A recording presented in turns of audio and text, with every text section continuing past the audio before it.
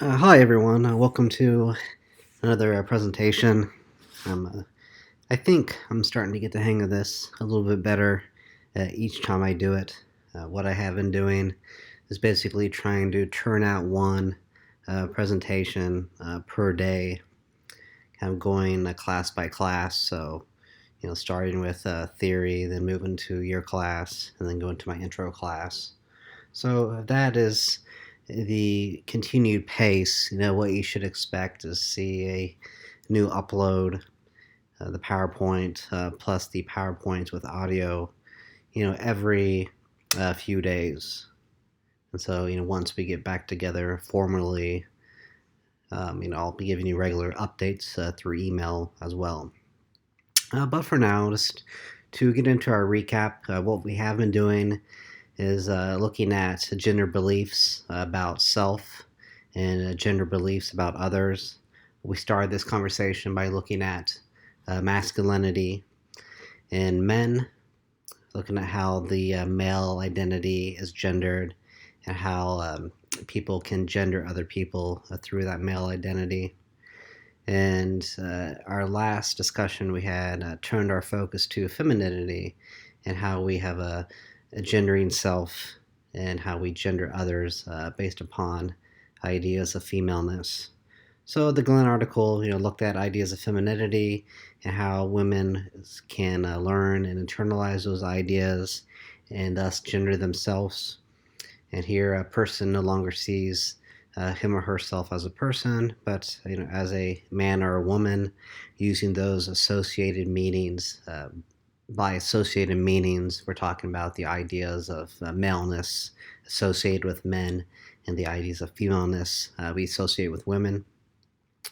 And then we looked at gender beliefs about others, how we gender other people in the Klein article. And here the idea is we don't see people as simply group members or co-workers. We see them, again, often very unconsciously, similar to how we gender ourselves. We don't realize that we do it. But often unconsciously, we see our co-workers as male, female co-workers, and we think about them and we interact with them based upon those associated meanings of maleness and femaleness. And we touched on the inequality issues in the Glenn article last time. We talked about the various costs, whether it be time, money, mental, or physical health cost that comes with the focus on the female body and the skin lightening practices. We talked about the inequality between men and women when we turn women into objects and we make men to the subjects. Our society values people doing things more, the subjects, rather than people that are getting things done to them, the objects. And then also we talked about the stratification among women. And so it becomes almost a beauty contest, so to speak, where it is a vertical ranking of who's considered to be more attractive, more beautiful, certain skin tones, certain women compared to other skin tones, other women. And so now what we'll do is break down the McLean article, kind of going down the hypotheses that I ask you to look at for the in-class assignment.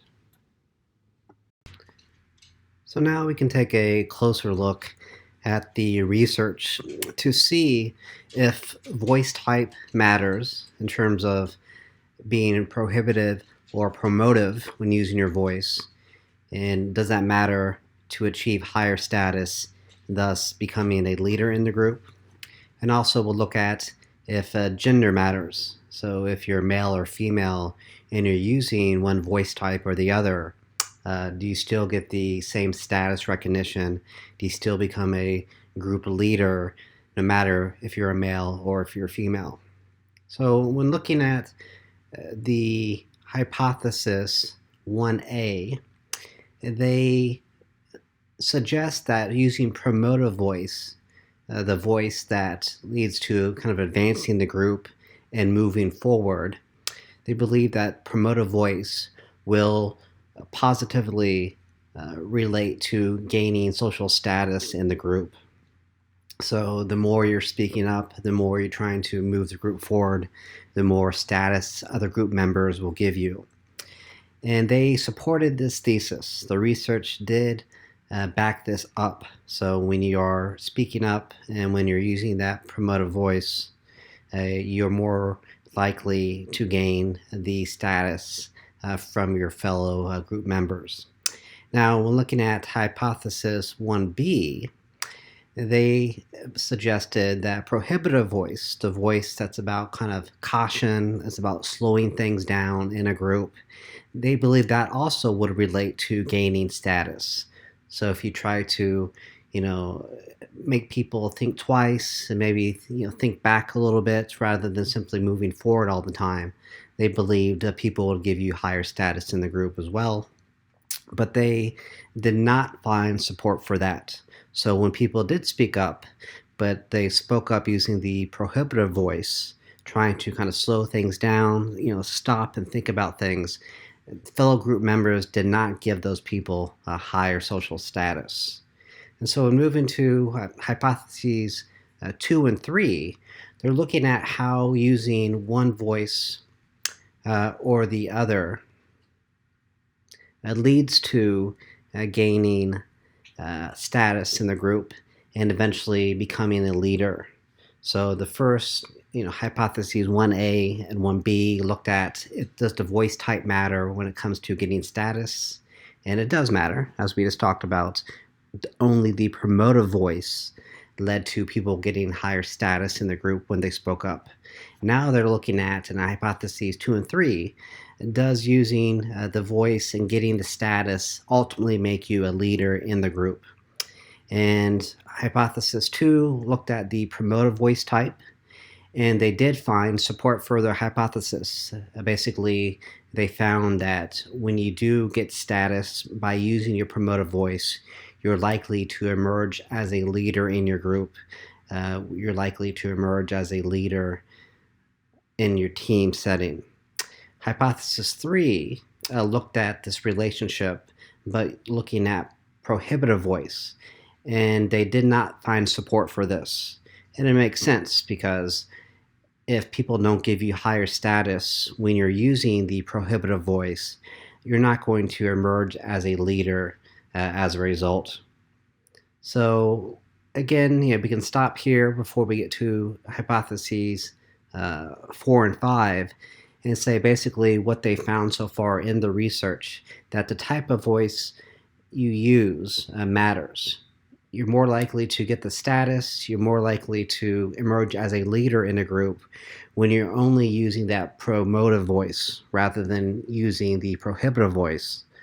And so now, in the next two hypotheses, they're looking at gender as a variable. So it doesn't matter if the person doing the speaking is a male or is a female.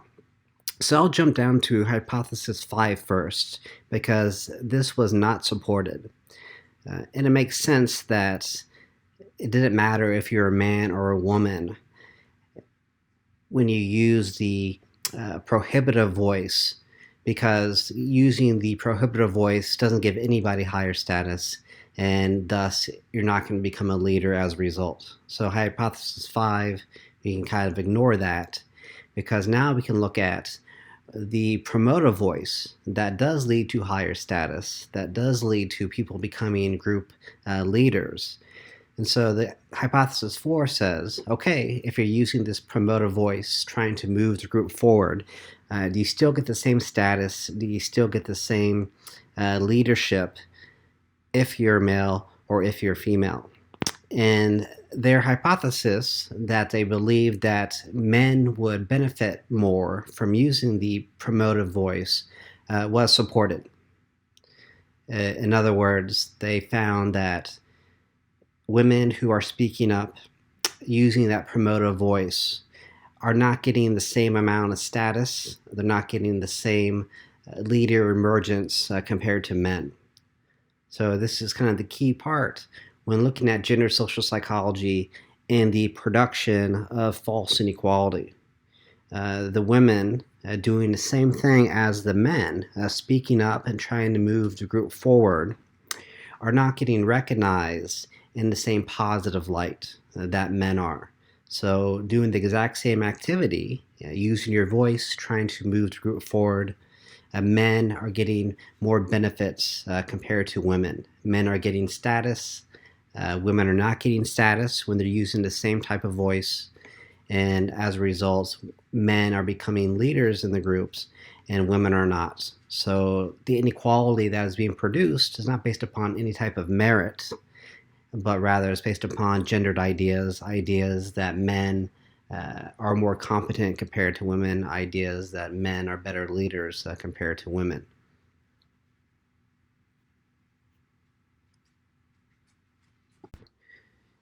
In today's reading, the Klein article, again, we can see the attention given to gender beliefs about self, so how we gender ourselves.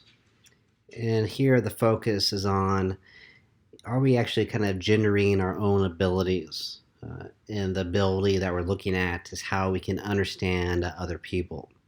So how can we kind of know what's going on in the mind of, or perhaps in the emotions of other people?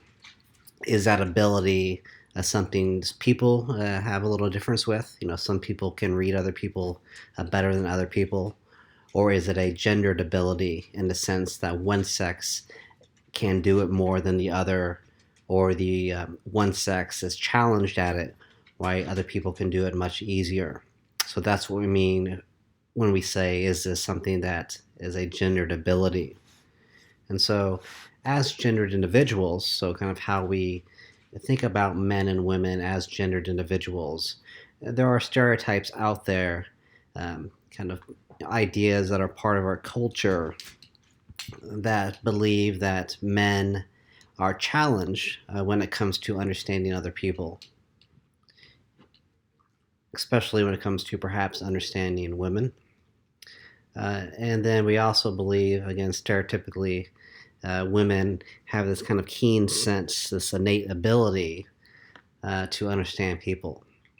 Again, some women may be better than others, but the idea is, according to our culture, we believe that men are challenged at understanding other people, and women have this kind of strong sense that allows them to do so.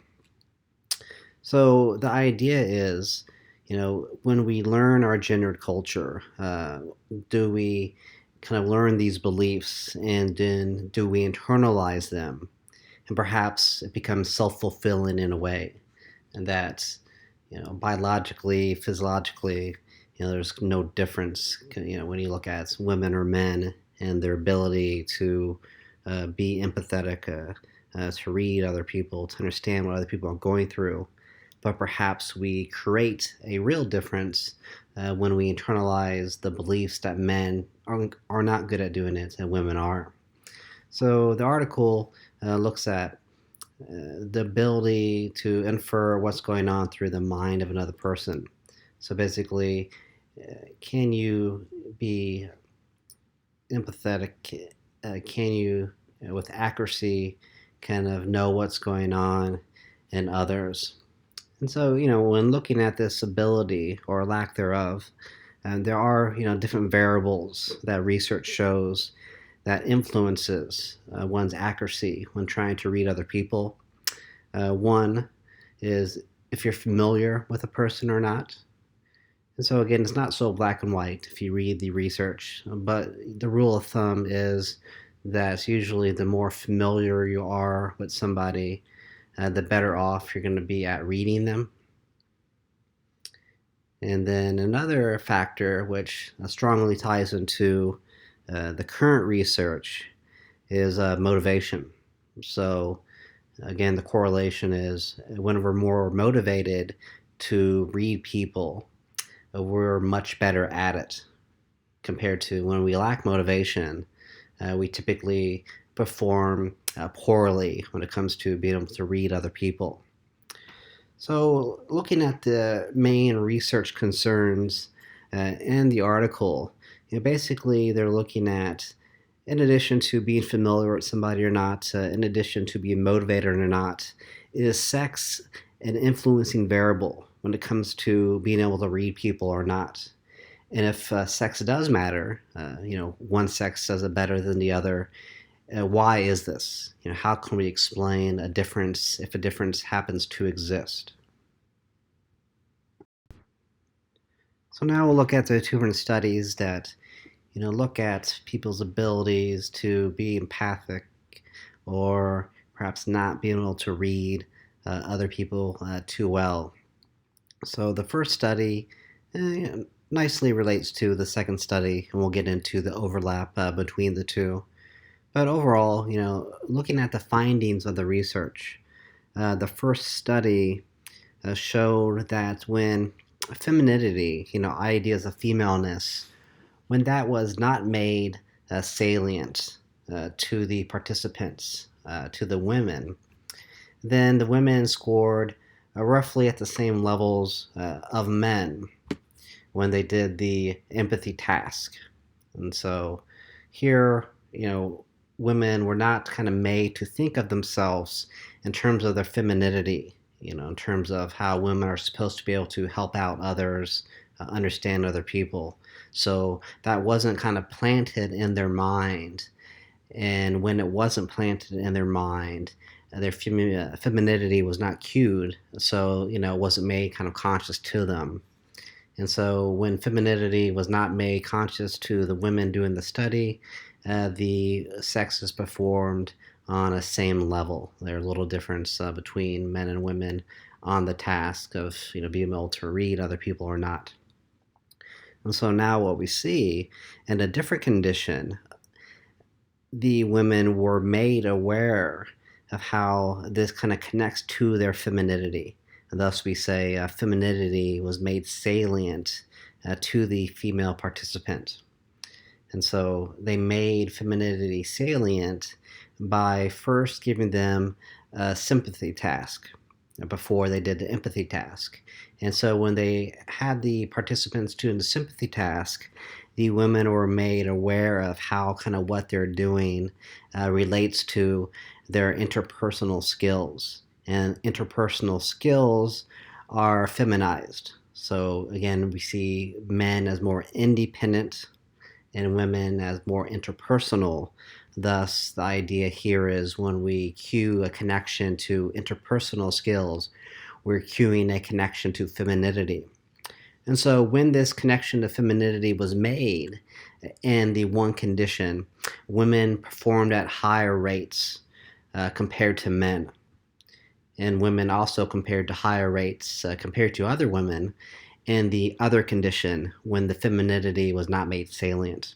So again, in the second condition, when the gender was cued for women, they performed at higher rates compared to men. And then a significant difference was created between the sexes. So here we start to see that women were better compared to men in this condition on reading other people, the condition where femininity was made part of the experiment. But on the other hand, in the other condition, when femininity was not made part of the experiment, women and men basically were at the same level when it came to the empathy task. So now we can get into the second study, and the second study mirrors the findings of the first study in terms of when femininity was made salient for women, they outperformed men, but in conditions when the femininity was not made salient, men and women performed at the same level on the empathy task. So here, kind of the additional condition that was used in the second study was what they called a money condition. Here, before the empathy task was done by the participants were offered money based upon their performance. So basically, we could think of the better you're performing, the more money you're going to receive as a result. And so here you see the sex differences disappearing. Men and women performed the same both at high levels on the empathy task when the money condition was being imposed upon them. So, in other words, when the participants were offered money, both sexes performed basically the same, and both sexes performed at higher levels compared to the other conditions where money was not part of the experiment. So, after looking at the research findings, we can start to, try to explain why we found what we found. And so, I've touched on this a little bit in the last slide, but again, what we're looking at is when women were made kind of aware that the task was connected to femininity, so an ability that women are supposed to have, an ability that women are supposed to be good at, then they outperformed other women who were not kind of made aware of the connection between femininity and the task at hand. So not only did the women, when they were made aware of femininity being part of the task, not only did they outperform other women, but they outperformed men as well. So what you start to see here is perhaps it's not simply being a woman that makes you good at reading somebody or not, but more it's a issue of motivation. And when we say it's an issue of motivation, what you start to see is that the difference was not only across categories, but the difference was within the same category. If motivation wasn't a factor, then women should have scored the same in both conditions. Simply being a woman would have been enough for you to do well on the task, but that wasn't the case. Some women did better than other women, and it was those women in the condition that were made aware of their femininity being part of the task that performed better than other women. And the idea is they were more motivated to do well on the task because the task was being connected to their femaleness. I'm a woman, I should be good at this, so I'm going to try harder. And then we can look at how, in that first study, there's no connection between one's masculinity, one's maleness, and the task at hand. So men lacked that same motivation, and that's kind of allowed women, encouraged women to perform better. And we can also say that perhaps men would recognize, a test of empathy, sympathy, being be able to read people as an ability connected to women more so than men. So if perhaps this is going through the mind of men, then they may distance themselves from the task, not kind of being reversal motivated. You're not motivated at all because it's something that you associate to femininity. And so there's some support for this idea because men actually performed poorer when femininity was made salient to the participant. So that femininity that encouraged women to do better, and they did better, that same kind of bringing up femininity in the experiment actually made men do worse. So I would argue that you see men performing poorer in that condition where femininity was made salient is because men were trying to distance themselves from that idea, that gender belief, and thus they performed poor. They were not motivated at all to do well. So in the second study, basically, again, you see a reflection of what I just talked about when there's no kind of gender connection being brought up. The sex is performed at the same levels. There's no difference between women and men. But when femininity was brought into the equation as part of the research, then men performed poor compared to women who performed better. And again, the idea was the women were motivated to do better based upon connecting the activity to their femininity. And then again, you could make the argument that men were probably not motivated because you were connecting the task to things that women are supposed to be good at rather than men.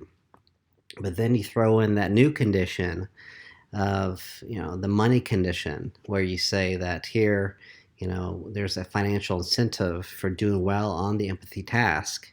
You start to see that both sexes, all people respond to that incentive, and they perform highly. But connecting it to masculinity, you can make the argument that making money, having money, is something that we do gender in our society, and we gender it in a masculine way. And this would motivate men to do better. So, overall, what you start to find is the differences that may or may not be there between the sexes is not anything that's innate or anything that's natural of being a man or being a woman, but it's more about gender beliefs and how those gender beliefs can sometimes motivate us or not to do well at the task. So when we're motivated to do well at reading other people, then typically people will read other people in the same ways, perform at the same levels, compared to when only one sex is motivated. That's when you create the difference. So the difference exists when you motivate one sex more than the other. And then also we need to recognize again that when nobody's motivated, there's no sex difference. When nobody's motivated to perform the task better, then the sexes perform the task at the same levels. This portion of the class, this original class period, I wanted to spend some time just as a recap, as a review of kind of what we did throughout this section of the class, the social psychological foundations of gender, kind of recognizing that we had our spring break plan in between. So I just wanted to take this class period to just review some key ideas, and also to address any concerns you may have about the second paper. And so, a lot of what you're going to be doing in that paper, you can go back and, re-listen to the audio lectures, or you can go back and just, look at the PowerPoints I provided. I tried to do my best to, give detailed kind of notes about kind of what we've been doing so far in this section of the class. But, what I'll do on the next slide is turn our attention specifically to the paper requirements. And so, again, the paper's due on the 6th of April. And what I've done here is I've removed the page requirement. So everybody will simply receive the 5 points for length. So if your page doesn't meet, the 4 full pages, the original requirement, that's okay. So kind of during these times, it's going to be this kind of a job of kind of getting and staying focused. And so I just wanted to kind of try to take out any additional stress that the work may cause people. And so we don't have to worry about the page requirement, but all other grading requirements remain. So you need to use 4 different readings that we've talked about, and have that intro, the body, and the conclusion.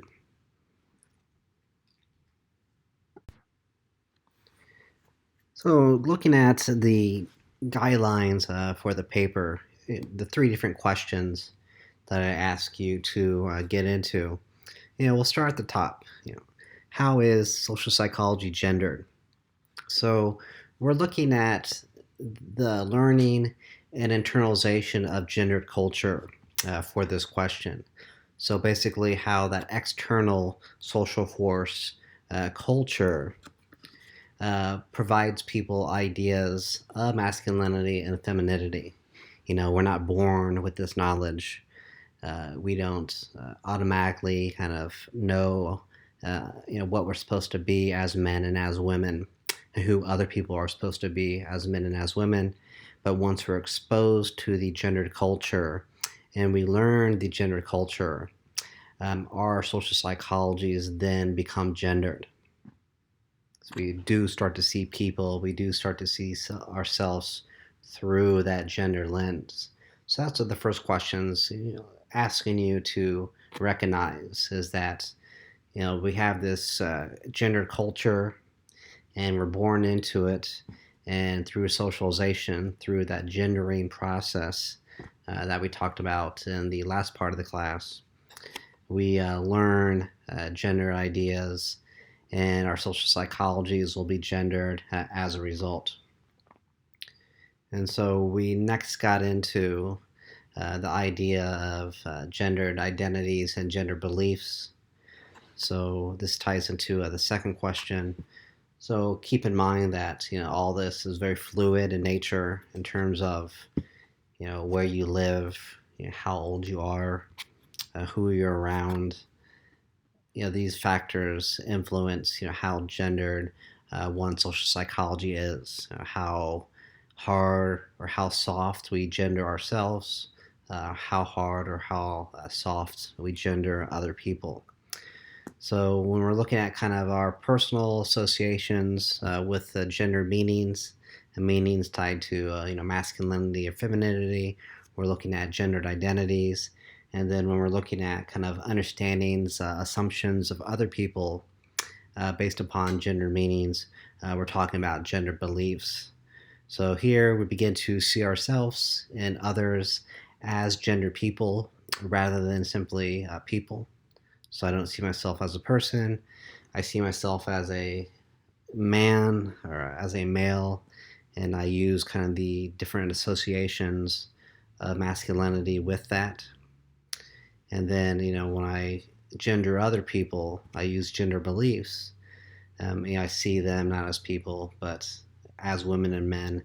And again, you use the different meanings associated with maleness and femaleness to kind of understand, who they are, what they're about. So we use these gender beliefs to inform how we see ourselves and how we see other people. And all the readings in one way or another, whether it be seeking help, whether it be focusing on lightening our skin, whether it be on the Klein piece that we just went over, how good we are at kind of reading other people. And, all these readings kind of touch on these ideas of gendered identities and gender beliefs. So then we can move into the final question: how do culture and social psychology together shape inequality between the sexes? So this question is asking you to kind of continue the discussion that you started in your first paper. So if you recall, in that first paper, I had you talk about how gender culture promotes inequality between the sexes. And here in the second paper, in the third question, I ask you to add in the role of social psychology. So how does culture, how does social psychology, when they come together, how do they promote inequality between the sexes? And as I say in the slide, specifically, we're looking at how gender social psychology often puts in practice the cultural understandings of men and women, and those understandings that promote inequality between the sexes from the get-go. So in other words, if we don't know kind of the culture, if we don't know the rules of the game, then we're not going to practice the culture. We're not going to play by the rules. But when we make that culture part of our social psychology, then we can practice it, and then we can play by the rules. And thus, when we learn the gender culture that promotes inequality, when we start to practice that culture, we're going to be promoting inequality as well. And so just looking at the different readings for this section of the class, and feel free to use readings in the earlier sections of the class if you need to, or if you'd like to. But here, we just kind of remind ourselves of the different types of inequalities that we saw, throughout the readings in this section of the class. Inequalities relating to, creating status differences, that society members value. So going back to when men are not seeking out help, when men don't try to get help, they're seen as independent compared to when women do seek out help. When women do get help, they're seen as dependent. And there's a status difference there of being independent or dependent. And our society values the independence more than it values the dependence.